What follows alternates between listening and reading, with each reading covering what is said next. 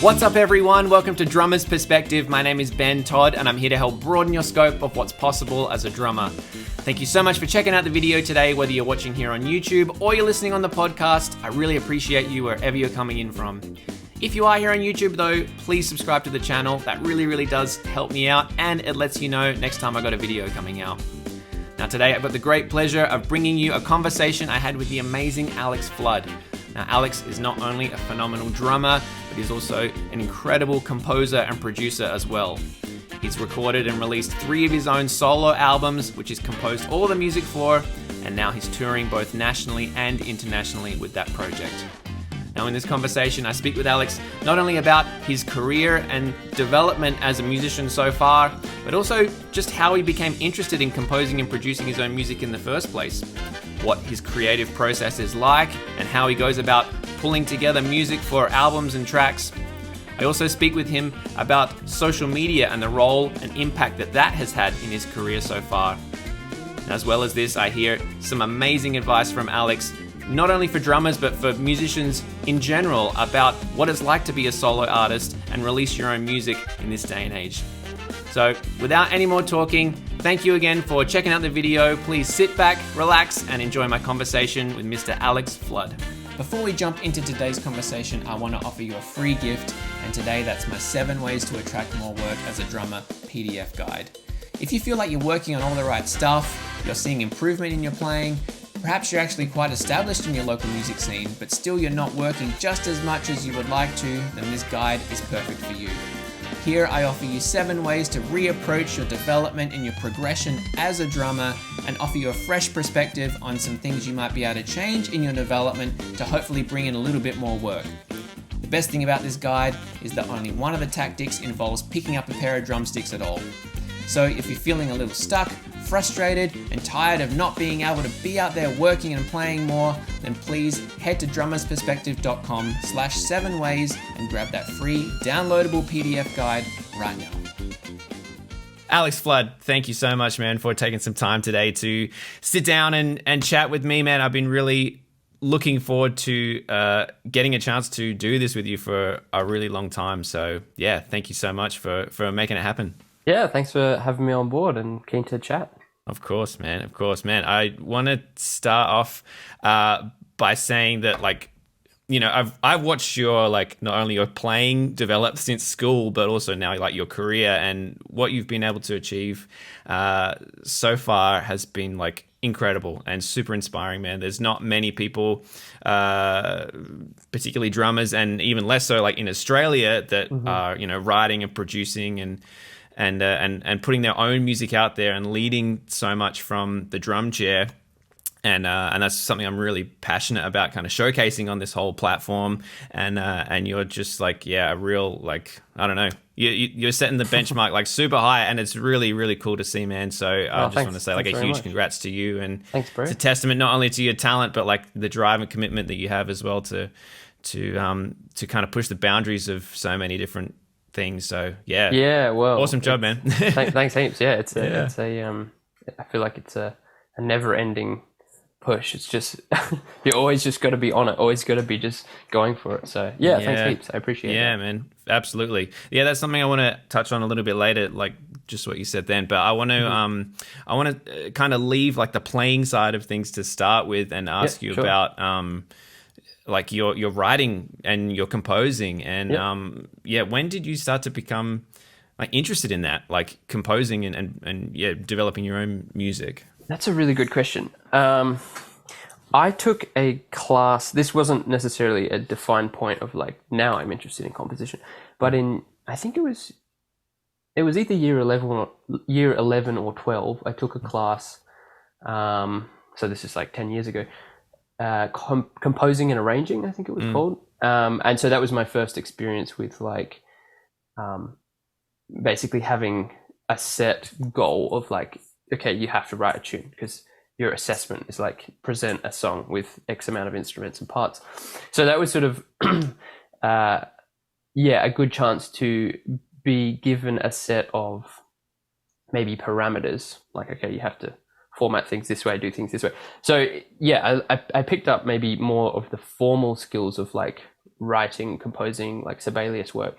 But even before that, I think just it all comes back to like being at home, recording myself, playing either covers or random stuff when I was like 15 or so, and realizing that, okay, if I can record my own stuff, then I can record layers on top of that, and all of a sudden I have something new, some new music or some sort of idea. So yeah, it really came from experimenting with the recording process first, and then realizing very quickly that, oh yeah, this is something that I actually enjoy doing and want to be creating my own music, my own original stuff. And also like growing up listening to the Dave Weckl band as like such a huge influence, just thinking like, wow, okay, this is Dave's band, this is Dave's music, he's leading it, like that's what I want to do.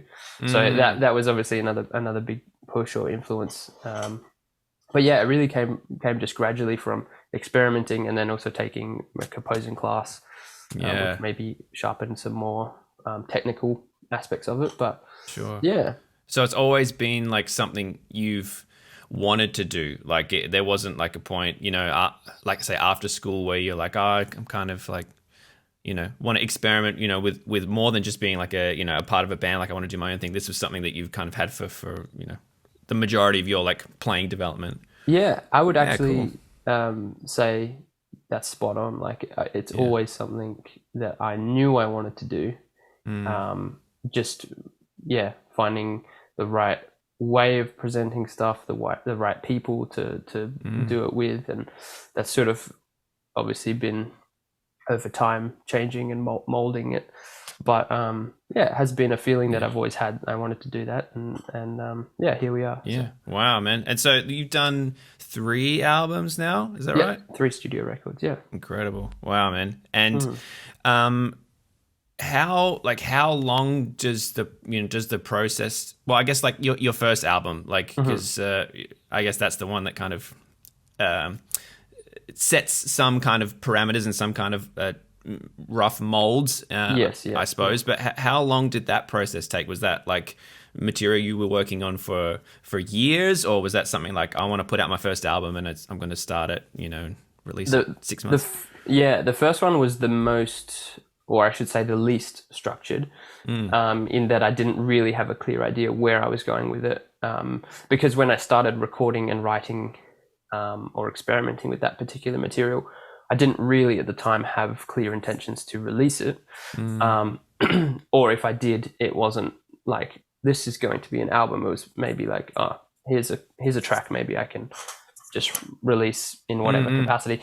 But yeah, it probably was a good 2 years, I'd say, from starting ideas and just, like I said before, tracking stuff at home.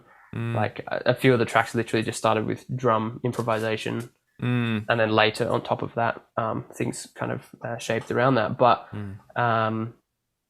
as I went, and gradually over time, it started to just become a collection of music that sort of fit together. I mean, it's very much an experiment of like, okay, what can I do as far as writing and recording, doing stuff myself. And then from that point, it was a lot clearer, like, okay, let's make a record. Let's write tracks for a record, and get people together in a room, play the music. So, that's kind of how that first one fell into place.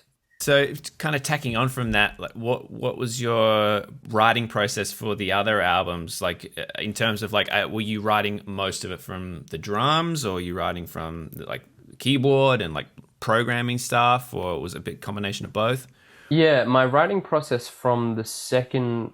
Well, yeah, once I finished the first one and released it, pretty much went straight into writing for another one, the second one. And then, same thing sort of happened, released the second one, and 6 months later, writing for the third one.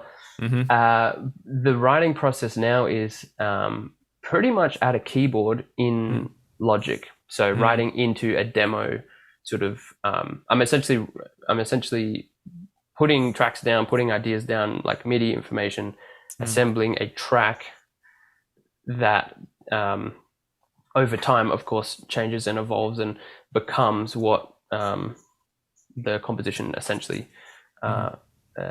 ends up sounding like approximately, and then getting the band to play it. But pretty much most of it is sitting at the keyboard. Some of the ideas come from the drums or come from rhythm stuff, and I'm actually finding more recently, like the past few months, a lot of the stuff I have written has started from just something that I'm just sitting at the drums and oh, okay, this is something different, this is a cool rhythm for whatever reason, and then thinking like, oh yeah, this bass line would fit really nicely with the kick drum syncopation, and then from there it's like, okay, here's a whole riff, a whole section. So yeah, I mean, to simply answer the question, a lot of it's sitting in Logic at the keyboard, building a MIDI demo, like a reference track, and then using that as the basis for recording the live parts. Yeah, interesting, man. I would have thought that you would have like gone more from the drums, like sitting at the drums, shedding stuff, and then kind of thinking of things from there, and then going into like programming stuff. But that's really interesting that you kind of lean more towards like writing from the keyboard. But I mean, it of course, like, it makes sense because there's a lot of like interesting like harmonic content in there as well, which is and I'd say for some of the more well, quote unquote, rhythmically complex ideas, they have generally come from sitting at the drums. I reckon the track Starseed, which is in 4 but has the rhythm and the riff of the main section is sort of feels like it's not quite in 4. That definitely just came from like playing stuff and then writing the bass line on top of that. And like other stuff, of course, always coming from rhythmic ideas, but a lot of it's now trying to play piano.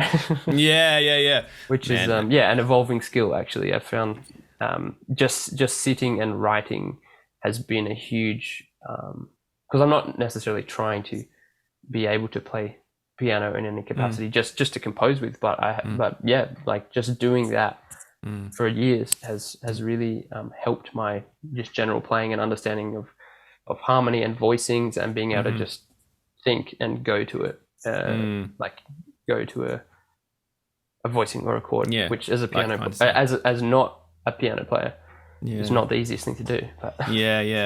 But I would imagine that like when it comes time to like lead a band, and you're trying to communicate ideas that to do with harmony and melody and things like that, and you actually being able to like communicate what you want, exactly. That makes a huge difference. Rather than just like, just read the chart, I don't know. I don't know.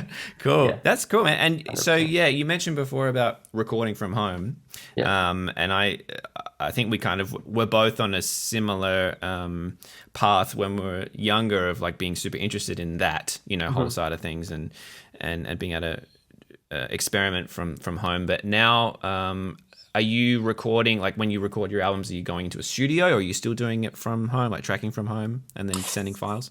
There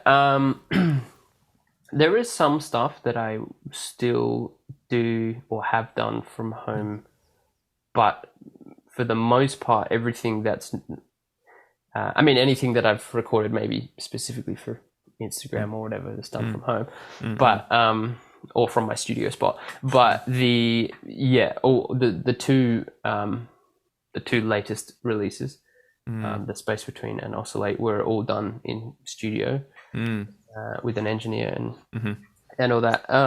But then overdubs, like some stuff done from home. We did some keys stuff from home. I remember with Jack Strample, like some synth stuff, and then I did percussion stuff from home. But I just think like I know I can pull a sound. I actually really like the drum sound that I can dial in at home, but it's just a workflow. I find having that side of things taken care of, someone else who's doing the brain work and the physical work to like run the studio, run the session, and you're there to focus on the music.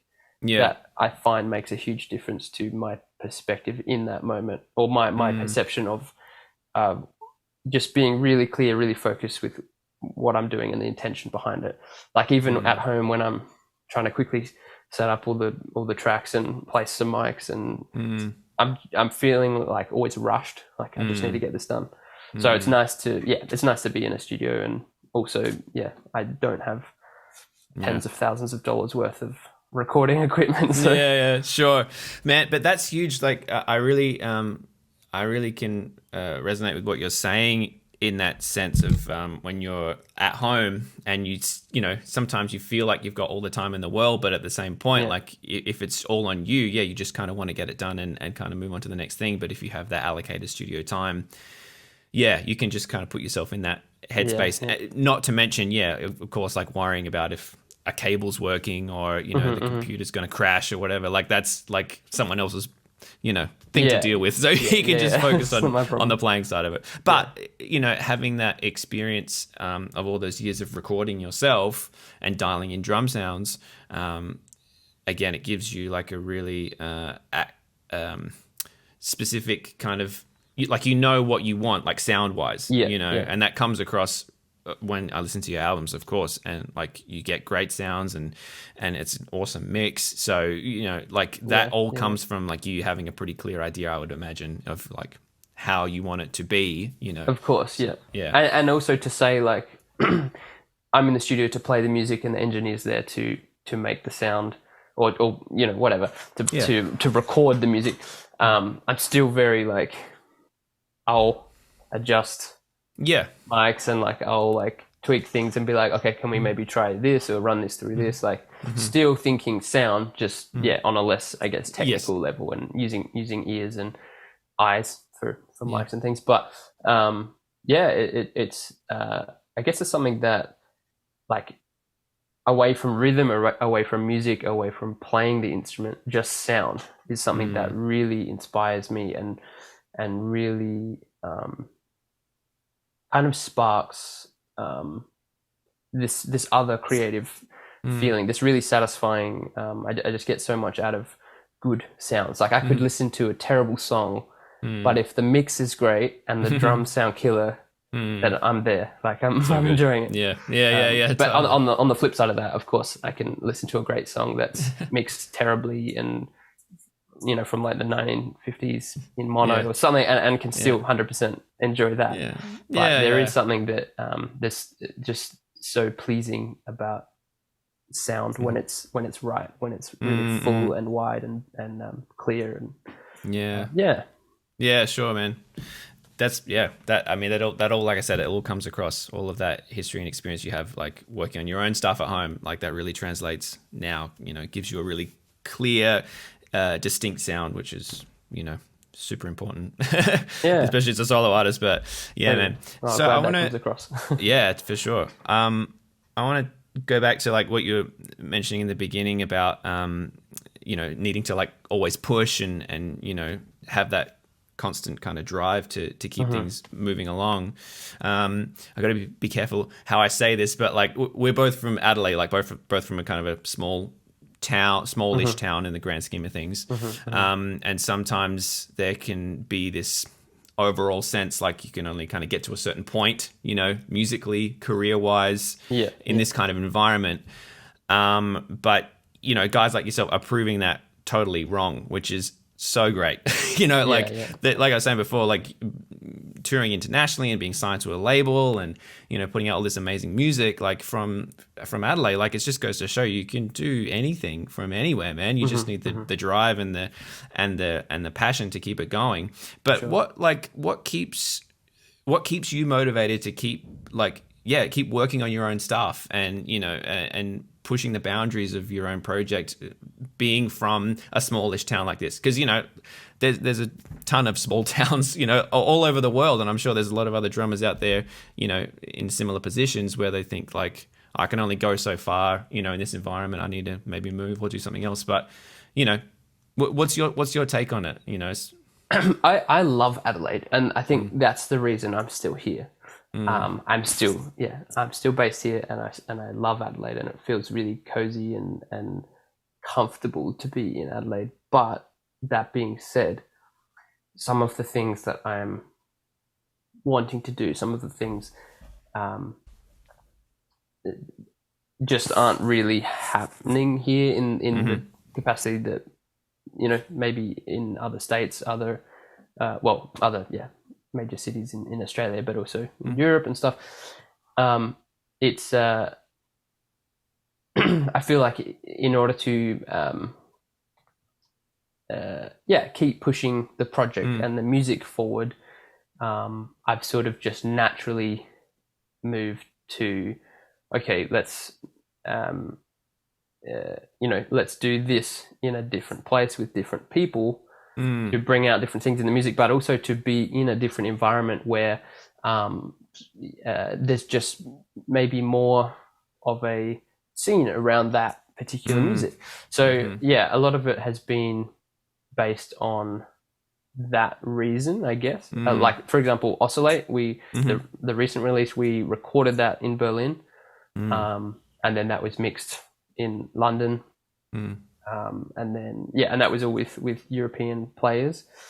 I guess part of the reason, of course, was like I could have made that record here, and it would have been like, if I played with the local band, it would have been killer. It would have been the same like tier.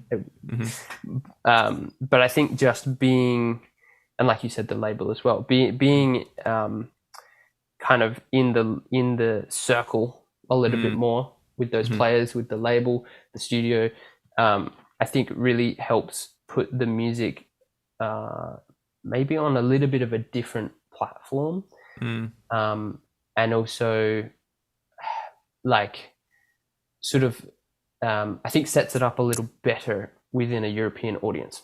Maybe a little more accessible. We're so far away, and unfortunately a lot of our music doesn't reach certain scenes and things. So sure. I think that was definitely an intention. But then also on the other side of that, I just really love traveling. I really love Europe. Going to Europe as often as I can is like the best thing. So that was the other half of it, was just like, I want to make music in a place that challenges me, but that I really enjoy, and the whole experience of being somewhere else and being with different people really influences the way something can go, the project, the music.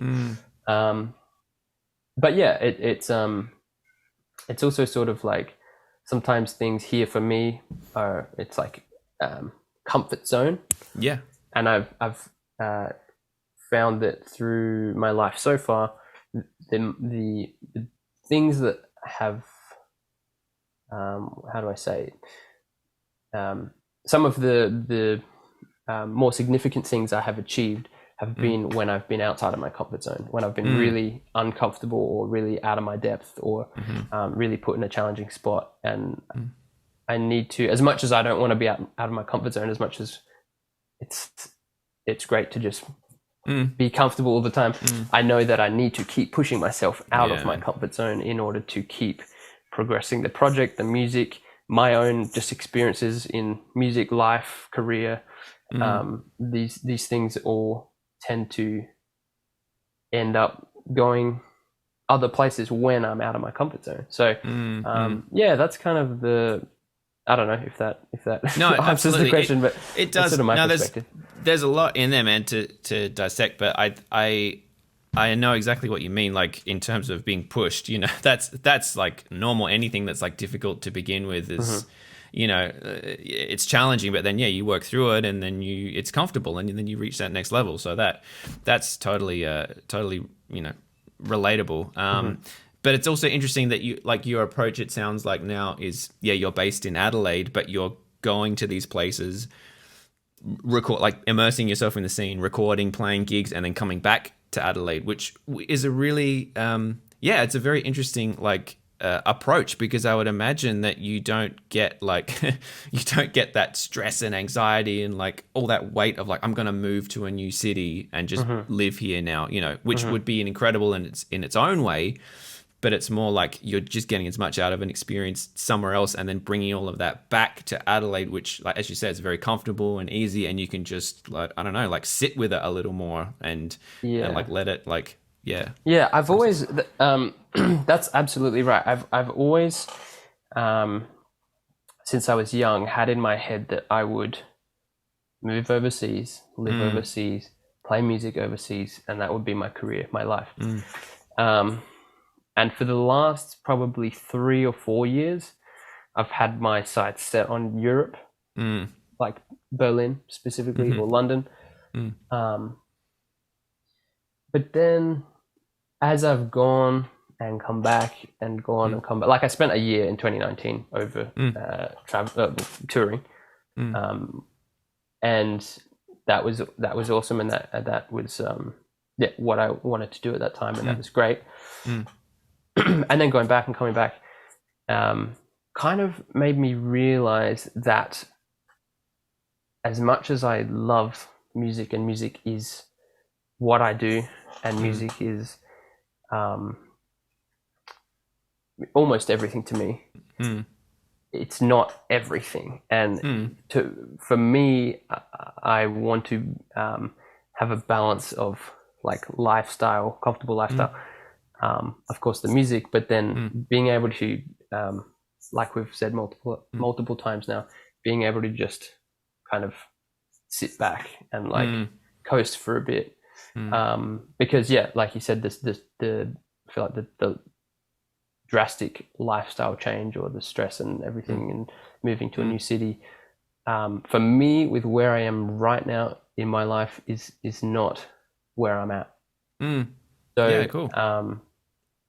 I think that's why I'm drawn really to the back and forth at the moment. Is this is where I'm at. I'm balancing my life and doing music stuff, and doing heaps of music stuff here in Adelaide still, but also able to enjoy other aspects of life and lifestyle and things like that. Which I'm sure I would love my time if I moved anywhere.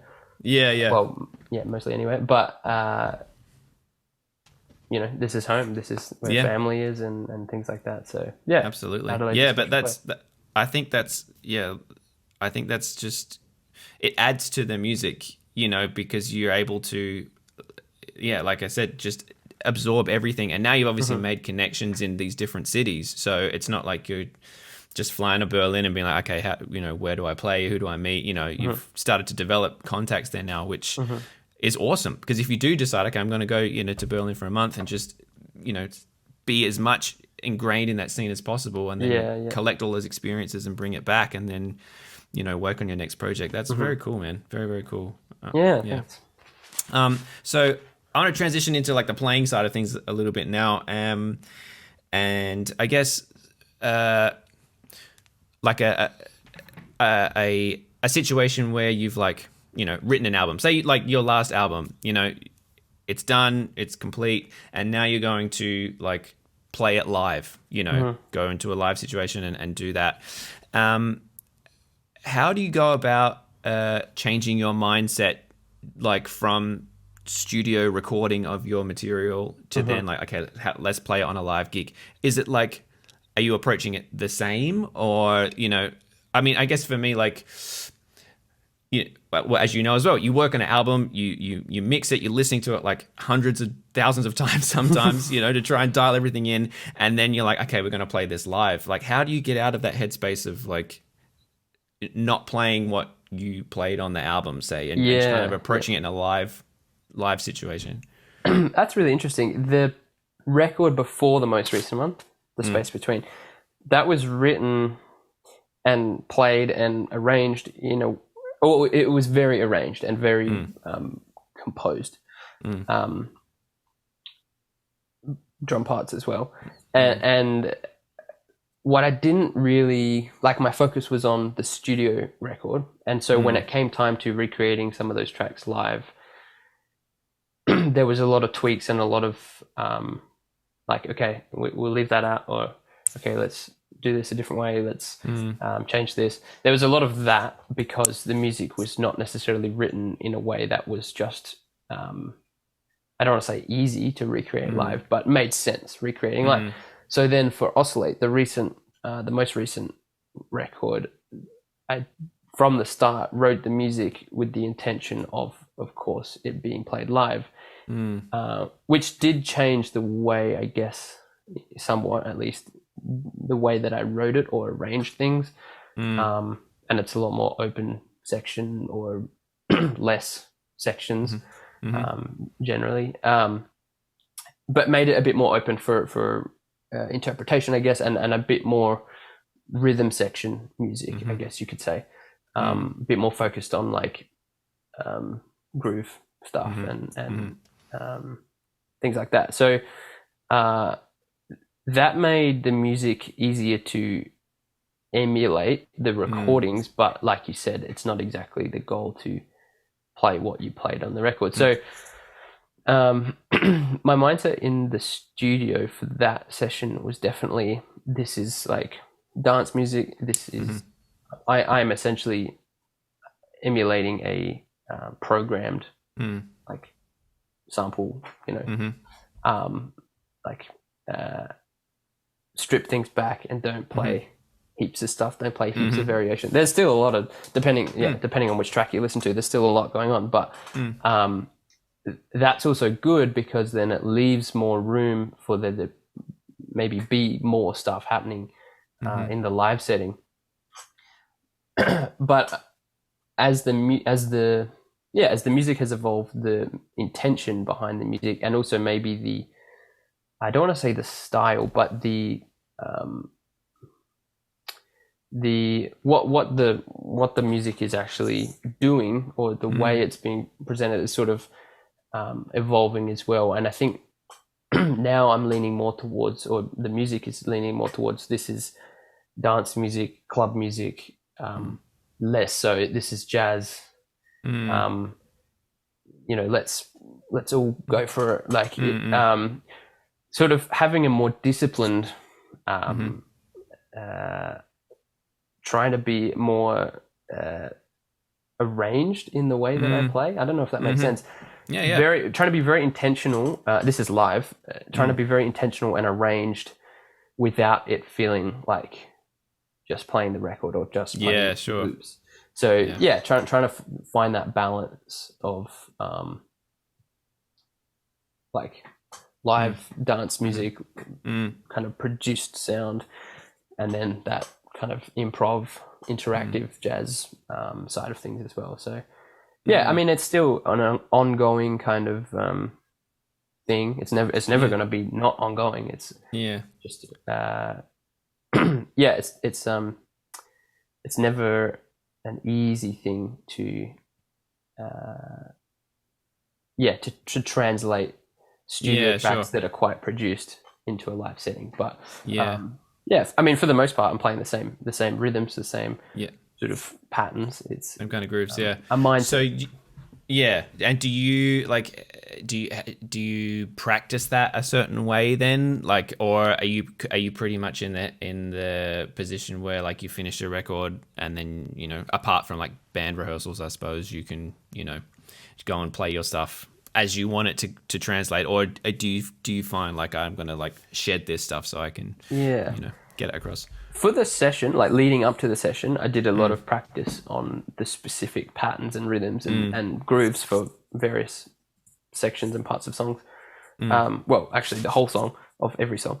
Did a lot of practice for how I wanted to play it on the day in the session, and then from that point onwards, once the record was made, I didn't or haven't practiced I've definitely played the songs, like I have backing track versions, and there's been a few times where I've gone through maybe for fun and played them. But really the only point that I've maintained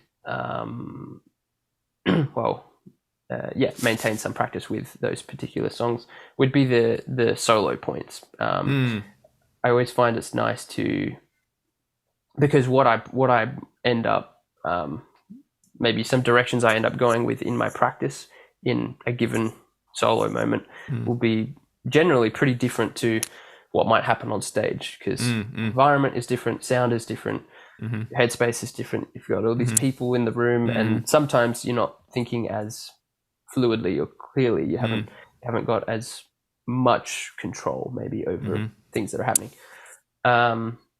So I always like to go back to just taking a loop.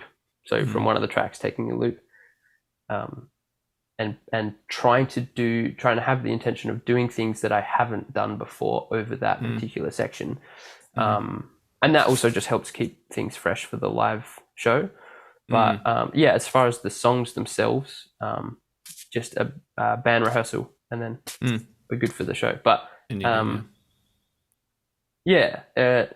tracks we play them the way they are, and that's kind of that's that. So that's how it is. Yeah, cool. Yeah. Oh, that's interesting. Yeah, because I guess you have kind of transitioned through the 3 albums, as a whole, like, some of it's obviously more jazz influenced, and now it's sounding like it's going more like, dance, which, is, there are obviously crossover points, for a playing style. I think that's what's really awesome about your sound and your writing. But like from a playing point of view, it's an interesting approach to have, where you are trying to be intentional and like you say, arranged about what you play without it sounding stiff and just like you're regurgitating stuff you've played before. It's finding that really interesting balance. I think that's where guys, the guys that do it really well, like yourself and, which is Spave and those kind of dudes that like can make, a simple part sound really exciting. And then like with the little variations, it's really cool and interesting, but it's not too much. It's not just like, chops for chop's sake. Like, I think something that was really helpful for me. So Horatio Luna, bass player who played on the record, we did one or two of his tracks for a few of the shows in Germany. This was last year, and he sent me a couple of his charts that we rehearsed. And down the bottom was written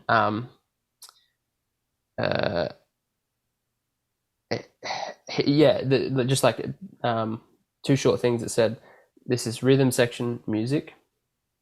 And I really relate to that, because I also see my music as like, it's rhythm section music, and then there's kind of top line ear candy elements that are helping it to translate. But it's rhythm section music. And then the other thing, I forget the exact wording, I'll have to find it, find the chart again, but it was like expression in the nuances or something, like variation, like which I interpreted as like very intentional arranged playing with a small amount of like with not heaps of emphasis on variation, but then when there is variation, that breathes life and sort of change into the music. Because if you're playing of course it all depends on context, but if you're playing like a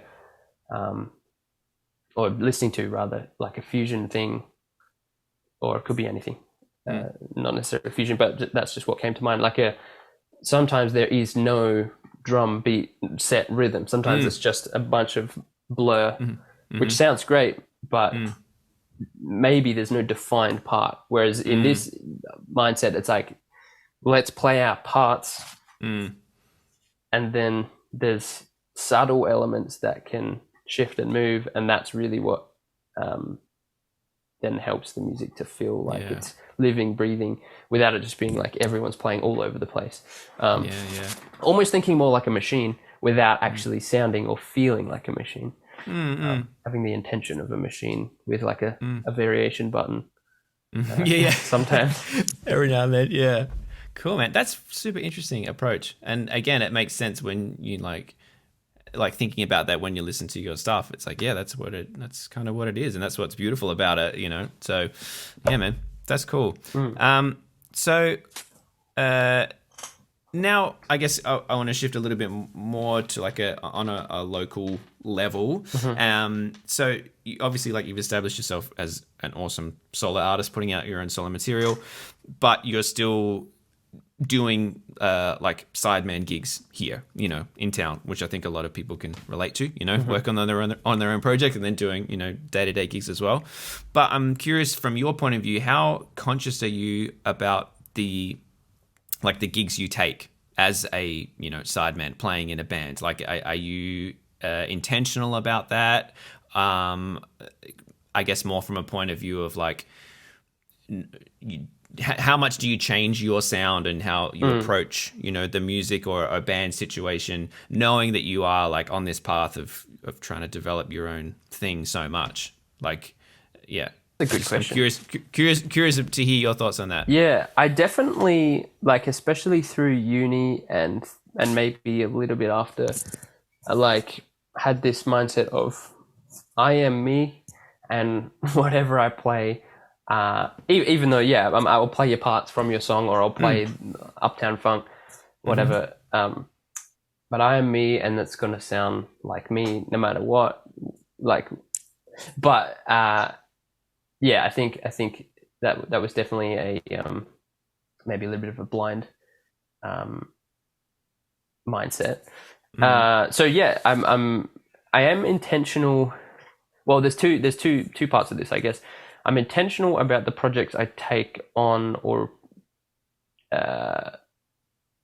things I commit my time to, simply because time is so precious, and I constantly feel like I'm chasing time. Like I just don't have enough time to do the things I want to do, or to have the time to work on things, to then do things, if that makes sense. So time is very important to me, and yeah, there's some things that, even though I might be totally keen to do it or whatever, it's just I have to weigh up. Okay, this is going to take, like, maybe it's just a one-off commitment. That's cool.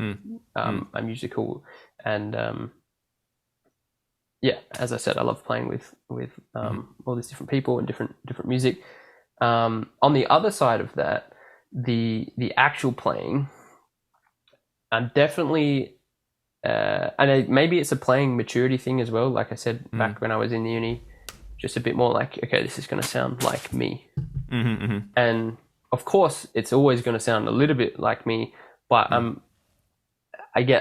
nowadays I get a lot of satisfaction out of adapting myself to, and this sounds stupid to say, but to serve the music, but to try and nail the parts that are maybe on the record, or to try and really set a solid, like, stylistic foundation, without having too much bleed of like, oh, here's a little triplet sticking I've been working on.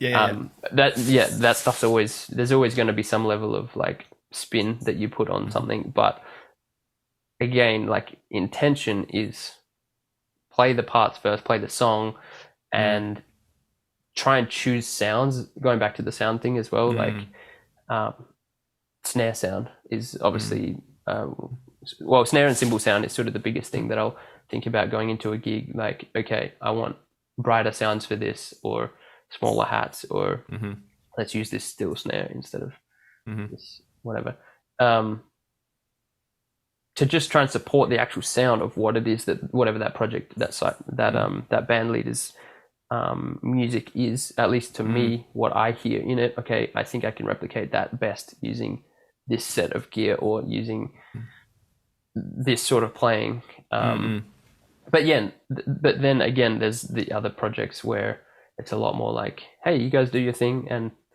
there's improv and whatnot. And in that case, yeah, it's very much like, I'm going to interpret this how I naturally am interpreting it. And that's cool too.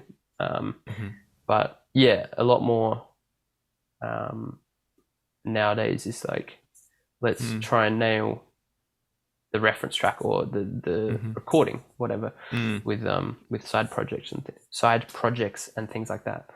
Yeah, well, that's it. I guess for you, you know, obviously, like, you're always working, you know, any solo artist is always working on their sound, always working on, you know, getting a distinct approach and recognizable, you know, traits to their playing and that kind of thing. But you've done like 3 albums now, and you've got I think you've got a really like unique sound, and a really kind of defined sound, which is incredible. So I would imagine now that you can kind of adapt it a little bit more to suit, yeah, like you say, the different situations that you're in. And yeah, again, it's a maturity thing, you know.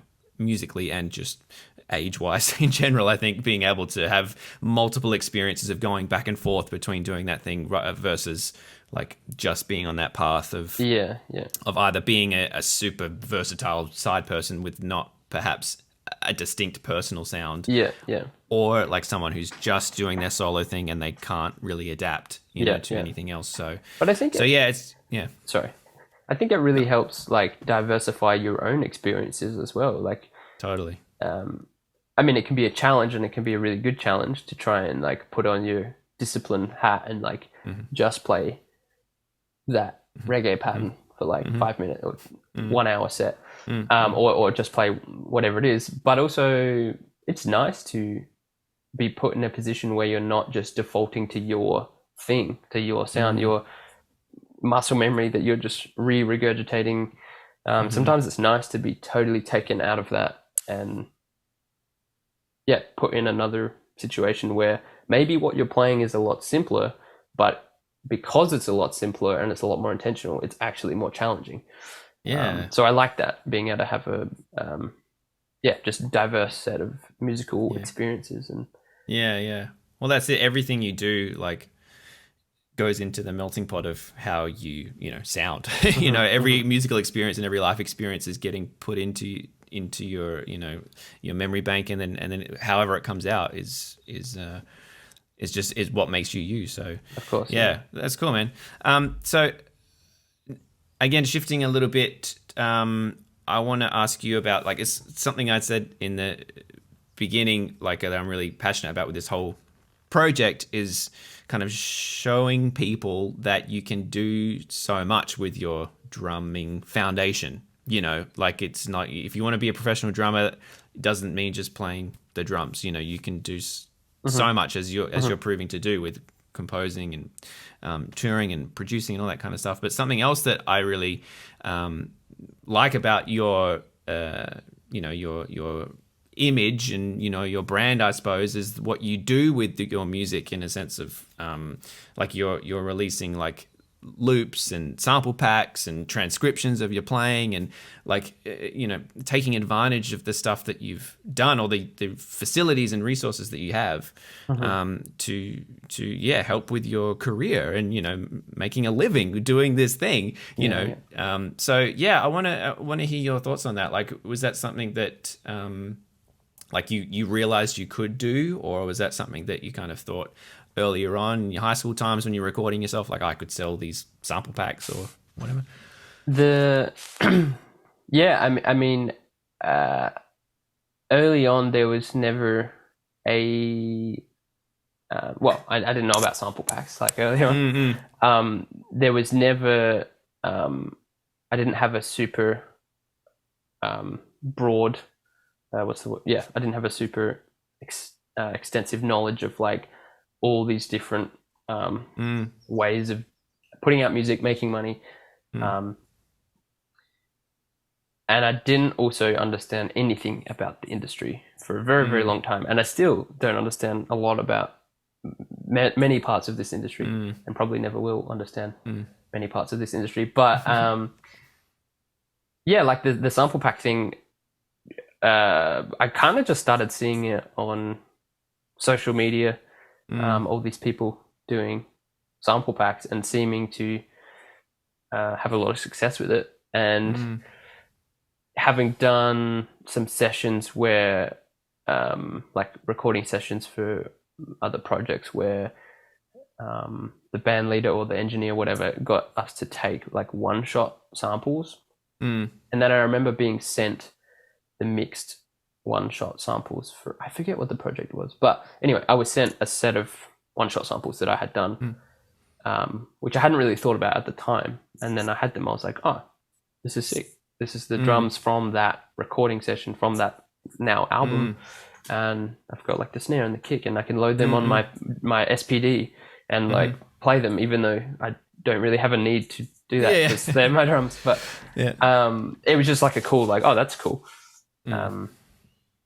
Just an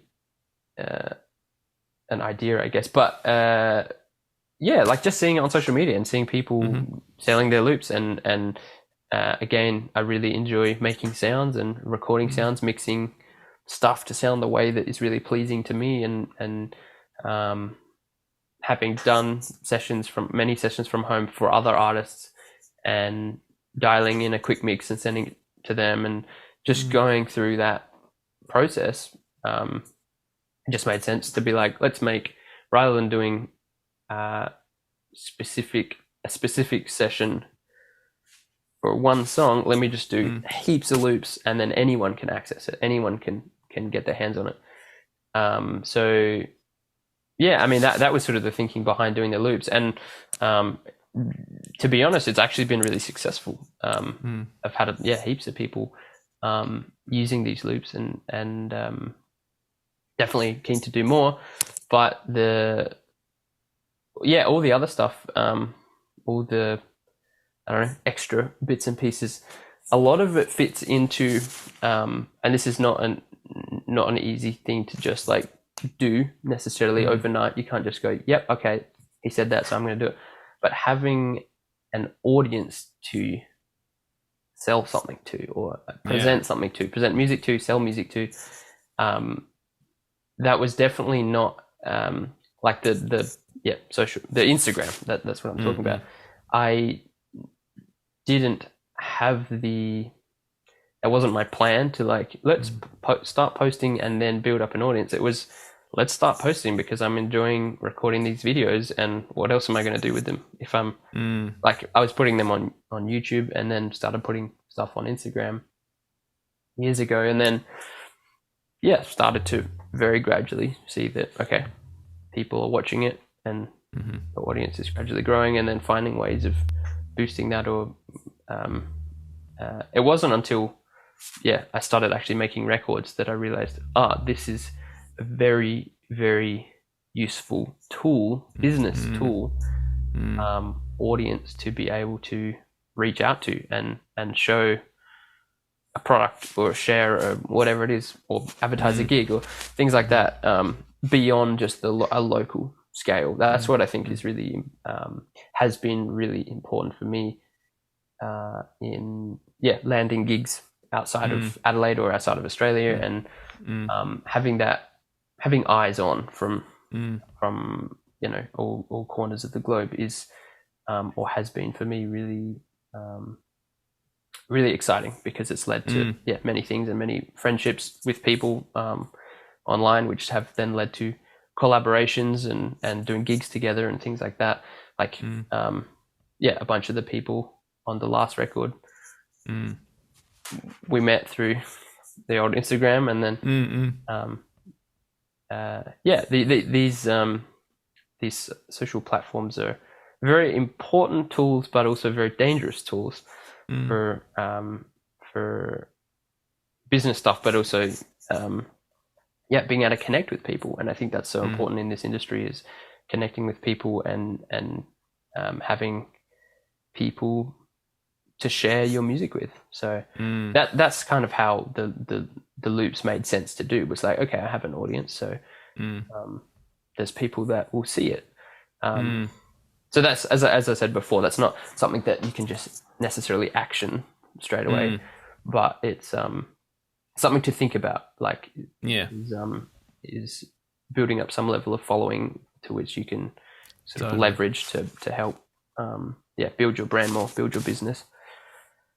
It is something I was going to ask you about, like specifically that, like the social media thing, and how much of a role it's played in your career. And it sounds like it's been a very big one, which is, pretty, it's becoming more the norm these days for sure, for musicians, it's great. But I'm wondering, did you, like, when you first started posting the videos, was it an intentional, like, did you have a set like plan or schedule or approach to building an audience, or was it very much just organic, like, I'll just put the videos out and see how they go kind of thing? There was absolutely no plan or intention or understanding of how that world works. I literally had no idea what a hashtag was or what it actually did, or it was literally just either here's some little bit of practice footage of what I'm working on, or here's a prepared recorded track or piece or solo or whatever. For a very long time, that's what it was. And I think that's what at the time appealed to people. A lot of just like gear photos. Look at these symbols. Yeah, like it very just unintentional, like random. I mean, I started to work out gradually, like certain times of days you can post and you get more traffic. Certain times of days you won't. And that's yeah. I mean, I'm sure you can take courses on like understanding how to maximize your growth and things like that. But for me, it's just been press the button and hope for the best. And over time, starting to work out what works better for what I specifically do. But I'm sure maybe every other niche could have different sort of parameters for like what works. But yeah, I mean, it's sometimes really hard to maintain because I know from experience, I know that you need to maintain regular, like pretty consistent regular posting to actually keep reaching your audience and then further. And yeah, through experience of like when I was overseas for a year in 2019, I didn't have much stuff to post. And so I was posting a lot less frequently and realized that, I'm like not reaching people anymore. And then moving back to Australia, having to build it up from the ground up, not in terms of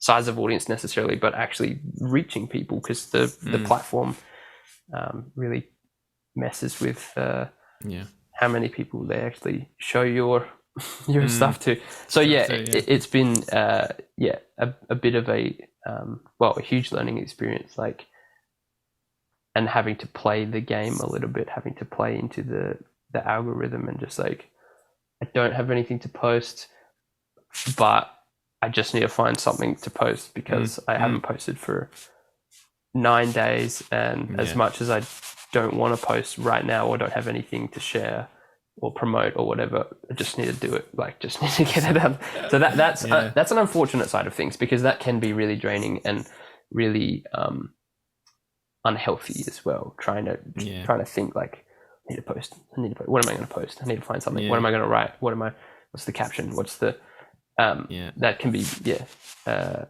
pretty not great mindset to be in. And it fluctuates. Like when you got a record out, it's like, I have too much stuff to post.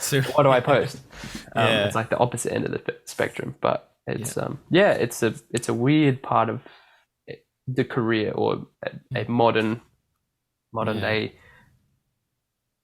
career as a musician. It's a very weird, funny part of it, but it's part of it.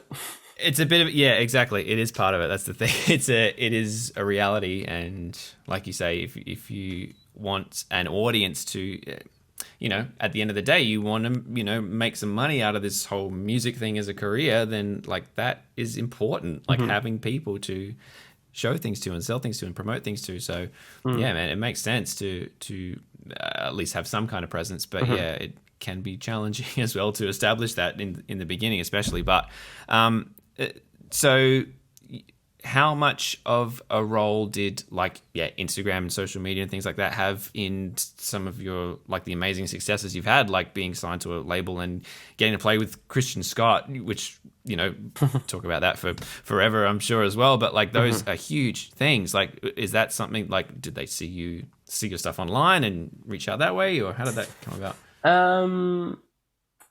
That's a good question. I mean, the record label for Oscillate, recent release, was via introduction from a friend who played on the record, who's based in Berlin, and obviously the record is in Berlin. So that was a direct link from someone. But there has been many, I guess, playing opportunities, booking things, festival or a venue, whatever, someone from a venue, someone representing something, or booker reaching out via Instagram because maybe they couldn't find my email online, or anyway, like being like, oh, what's the best email to contact you on? A lot of it's kind of funneled. It's been like a funnel for like people wanting me to play on their song, or a festival reaching out to grab my email to send a more formal thing, or it's kind of like all sorts of different opportunities, of course, have come through that. But a lot of the international stuff actually has come through that, or at least through that, because that was the way that was easiest for them to get in touch. I don't actually know whether that's how so-and-so saw my stuff, or it might have been, maybe not. I think a lot of the stuff, so releasing through Jakarta Records, with the recent release, they obviously a European label and very connected in within Europe, and especially Germany. So I think a lot of eyes from Europe were on the recent release, and I think through the release there was a lot of audience growth, but whether or not it was actually from the release or from the Instagram, like I don't know. But I think a lot of the more recent European things that have come up have been from the release and then just funneled through Instagram. But it's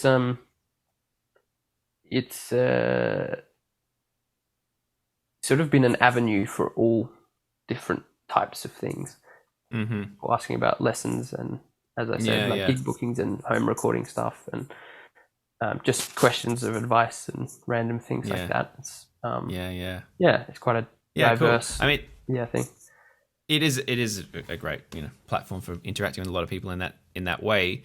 But so talk about the Christian Scott gig then. Like how was that? Like that must have been incredible. Yeah, that was experience for many reasons, but how did it come about, and how long were you?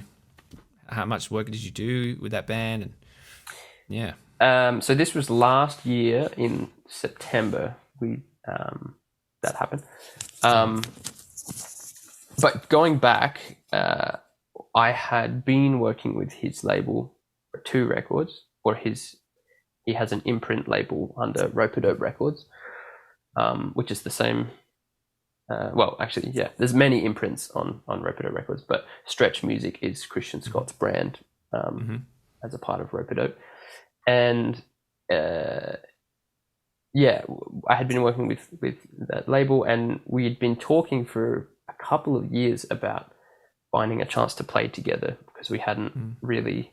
There'd been a few sound checks like in New York, and then also on a Blue Note cruise thing that I'd been at and had played a little bit, but not properly. So it was just about finding the right opportunity. And there had been a few things that came up in the past where it was like, hey, are you free to do this? I was like, hell yeah. And then COVID happened, and those things didn't go ahead. So they needed a fill-in September last year for a week of shows in Europe. So it was Paris, La Villette, Jazz Festival, and we played 2 places in the Netherlands. I think we played Amsterdam, and we played I forget the other city. I should definitely remember. Beautiful city it was. Anyway, another city in the Netherlands, and then we played Hamburg at the Philharmonie, like the this huge, beautiful building, new building, and then Berlin as well. And we did some video shoot recording stuff in Hamburg as well. So it was a week. So it went by super quick, but it was an incredible experience. It was a definite kick up the butt, as far as like I've been operating in this scene here for my life, and I've had a few experiences playing with other people in wherever else, but nothing on that level, I guess, playing with people that are like the people doing that in the States at that level. So it was a huge kick up the arse, and really, really refreshing as well to hear their perspectives on things and music and touring, and also really humbling to see that people that we really look up to, and the music that is sort of up here is it's not necessarily all glamorous and private jets and none of that stuff. So it was really, I mean, not that was my understanding of that situation necessarily beforehand, but it was just really humbling to be like, okay, this is like realistic kind of, this is relatable touring. So it was great. That's cool. And so did you get to rehearse much in that specific situation, or was it like we had the music no rehearsal? I was basically sent a list of tunes, which, like, I've been listening to the music for years, so I knew, apart from the new stuff that wasn't released at the time, I knew the music roughly pretty well, and then just learning the live arrangements basically. But I had probably a month of like prep that I did, just shedding the tunes, maybe 3 or 4 weeks of going pretty hard with like practical prep, like playing.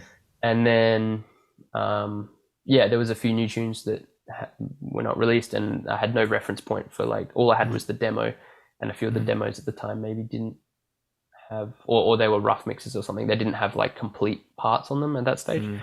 So but honestly, I was sort of told, I mean, my mindset was, okay, let me learn these parts and play with it a little, but let me learn the parts. But I was sort of told, like, give it your spin, do what you want with it. And so it was definitely a mix of like, of course I'm still gonna learn these parts and try and like get that under my belt and feel really comfortable with that, to then be able to move around within that and give that a little bit of myself. And so it was really nice to be given license to sort of share my sound in that environment. But just learning from, like, I mean, Weedy Brimo was on percussion with us, and Elena Pinderhughes on flute. Really cool group of people, and that's amazing. Incredible experience. Like,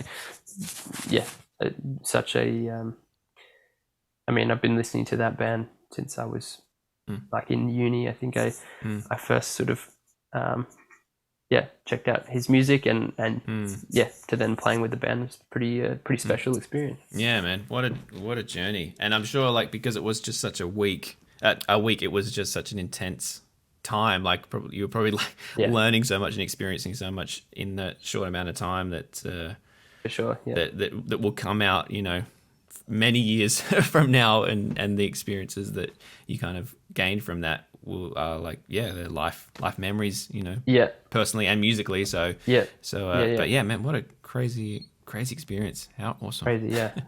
Yeah, cool, man. Wow. Well, all right, thank you again for taking the time today, man. I kind of want to maybe wrap it up with something that I'm sure there are a lot of guys and girls out there who are like drummers who are working on their own music but don't really know like what to do with it, especially in this day and age of releasing music. And I know there's a whole bunch of different ways that you can go about doing that kind of thing. But yeah, I just want to hear your advice. Like, say there's a drummer out there who's working on their own stuff and, programs and things, or play with a band. Like, what advice would you have to someone who wants to like continue down that path of being a solo artist and releasing their own music? I guess like a few things that come to mind first is like, try and find people that you like playing music with to play your music. Try and find people that you want to spend time with, people that you care about and that are are going to be invested in your project, because in my experience, like, it's the team that you're working with will really shape not only musically, but just the overall vibe of people and people's moods, people's mindsets. I think that's going to drastically change based on who you're playing with and how comfortable you are with these people, how well you know these people or whatever. And yeah, I've done I've loved playing with people, for example, overseas, that of course I don't know them as well as the people that I play with back here, home here. But there is always a difference. It's always nice to play with people people that you love. So that's one thing, as a starting point, I definitely find a group of people that are keen to be involved. Just simple things as well, like being really clear with communication around all aspects of what you maybe what your expectations are of them.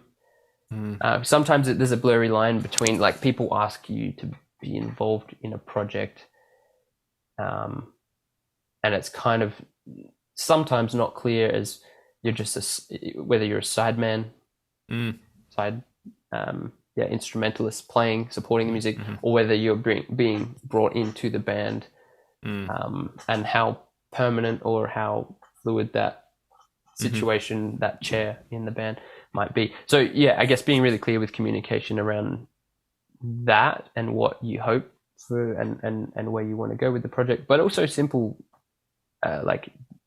communications around rehearsals, gigs, timings, payments, things like that. There's in my experience, there's a lot of poor communication around just the simple details that make that help everybody to be in the loop and on board, because they know what they're getting themselves into. They know what they're expecting. So, communication, organization, and being really just on top of your plans for what it is that you're doing now, because we don't know I don't know what I'm doing next year or the year after, to some degree, or in 5 years or 10 years, but having a plan for what your next steps are at the very least, and working towards that, trying to have that always in mind. What am I working towards, and how am I going to get there? What is it that I need to do, or need to action now, need to work on now, need to sharpen now to help to get to that next step.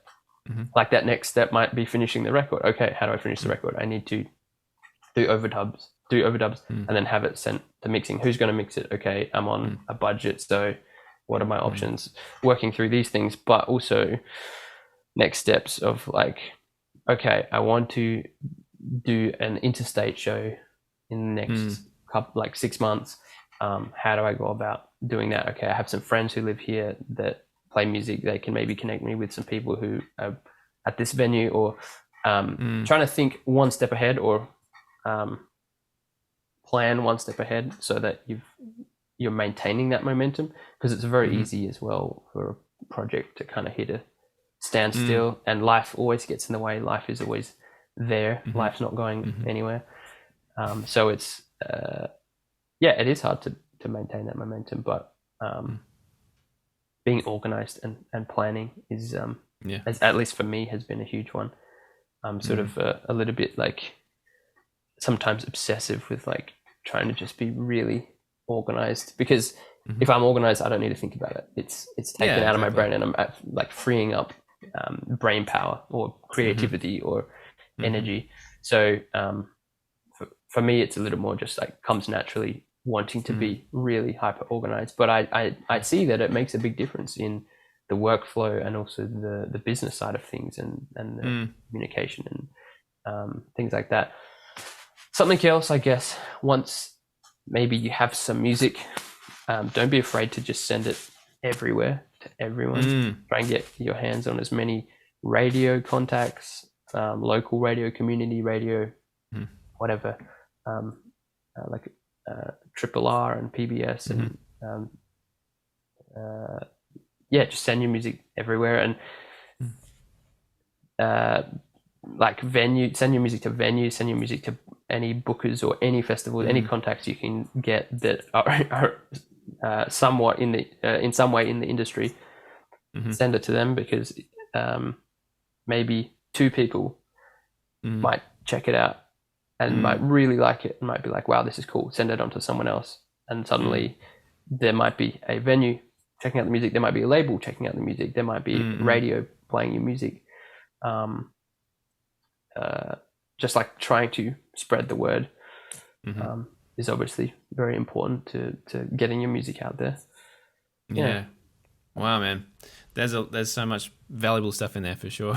Because it can be like, for anyone, like drummers or not drummers, like it can be really intimidating to think like, I've got something, I've got some music, I've got, maybe an idea of where I want to go as a solo artist, but just not really knowing the direction, where to start, really, those first few steps. But yeah, I think like you say, that's really valuable advice, just to find people that you enjoy spending time with if you're going to work with them on a raw level of like, music that they might not have shared with anyone else. You want to be able to trust the people that you're working with. Yes, of course. Yeah. To be supportive of that, and then also just getting it out to as many people as possible is huge, and something that I think we can forget sometimes in the world of streaming and Spotify, and you think like just put it online and that's it. But, there's a lot to be said for like that one-on-one communication with venues and bookers and radio stations. That's still a very important part of this whole thing too. Of course. And like when the music is out, because we're writing, recording, mixing, going through that process. Once the music's out, doesn't mean the project's finished or it's time to like relax or take a breather. I mean, take a breather, but that's when that's when you got to push it. That's when you got to send it to people. That's when the bookings start coming in. That's kind of where the next stage of the process begins. So once your music's out, don't stop like working on that project. The recordings might be done, but now it's like, okay, the next steps. So that's so true. Yeah, because you can feel like you're just all the work's done when the actual product is done. But it's very true. It's a different level of work. And not that one is more important than the other at all, but like they both have their very relevant places in the journey of getting stuff shared with people. Yeah. Wow, man, this has been awesome. Thank you again. Like I said, I really wanted to like be able to chat with you about this whole journey that you're on, because you are doing a lot of stuff that it's very rare, but it's very inspiring for other drummers and musicians to see like what you've been able to achieve. So thank you again, Alex. Thanks so much. Really, Ben. really cool. Yeah, pleasure to be able to chat, and hope to catch you sometime soon. Yes. Now that you're absolutely. back in town. Exactly. I'm sure we'll run into each other somewhere for sure. Cool, man. Thank you again. Awesome. Thanks, bro. Cool. Bye.